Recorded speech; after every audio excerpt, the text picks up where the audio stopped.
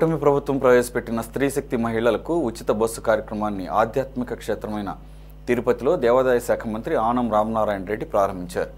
జిల్లా collector Venkateswarlu, MLA RN Srinivasulu చేతుల మీదుగా పచ్చజెండా ఊపి తిరుపతిలో ఉచిత బస్సు సౌకర్యాన్ని ప్రారంభించారు.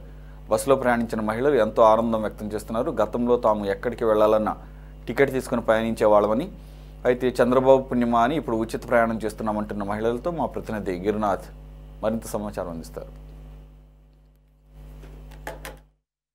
సూపర్ 6లో భాగంగా మహిళలకు ఇవాళ కొద్దిసేపటి క్రితం AP CM Chandrababu Naidu, deputy CM అయినటువంటి పవన్ కళ్యాణ్, నారా లోకేష్, అదేవిధంగా బీజేపీ చీఫ్ అయినటువంటి మాధవ్ సమక్షంలో అందరూ జెండా ఊపి అధికారికంగా రాష్ట్ర వ్యాప్తంగా సరే ఈ యొక్క మహిళా శ్రీశక్తి బస్సు పథకాన్ని ఉచితంగా అమలు చేసిన పరిస్థితి అయితే ఉంది. ప్రస్తుతం ఈ యొక్క బస్సులో కూడా సరే మహిళలందరూ వెళ్ళిన పరిస్థితి అయితే కూడా ఉంది. మనం చూద్దాం, మహిళలందరూ కూడా సరే ఈ యొక్క ఉచిత బస్సుని అయితే వాడుకోవడానికి కూడా సరే బస్సులో ఎక్కిన పరిస్థితి కూడా మనం చూస్తున్న పరిస్థితి అయితే కూడా ఉంది. అయితే వీళ్ళక్కడ మహిళలంతా కూడా మనం మాట్లాడదాం. ఈ యొక్క పథకం ఇవాళ నుంచి ప్రారంభంతో ఏ విధంగా ఉందో వాళ్ళతో కూడా చెప్పండి. ఇవాళ నుంచి ఉచితంగా మీరు బస్సు ప్రయాణం చేస్తున్నారు, ఎలా అనిపిస్తుంది? ఈ వాళ్ళ నుంచి ఎప్పుడు చారిత్రాత్మకంగా ఇదివరకు ఆంధ్రప్రదేశ్లో ఉచిత బస్సు ప్రయాణం ఇదివరకు కల్పించలేదు. మొట్టమొదటిసారి మన ఆగస్టు 15 పూర్తి స్వాతంత్రం వచ్చిన రోజులాగా మనకు మహిళలకు కూడా చాలా ఉపయోగకరమైన రోజు.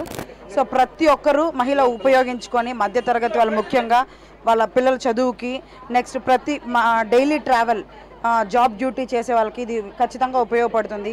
మరియు పెద్దలకి, ముసలి వాళ్ళకి కూడా, ఇప్పుడు చూసే వాళ్ళు ఎవరు పెద్దగా లేరు, సో వాళ్ళకు కూడా ఇది ఉపయోగపడుతుందని భావిస్తున్నాను.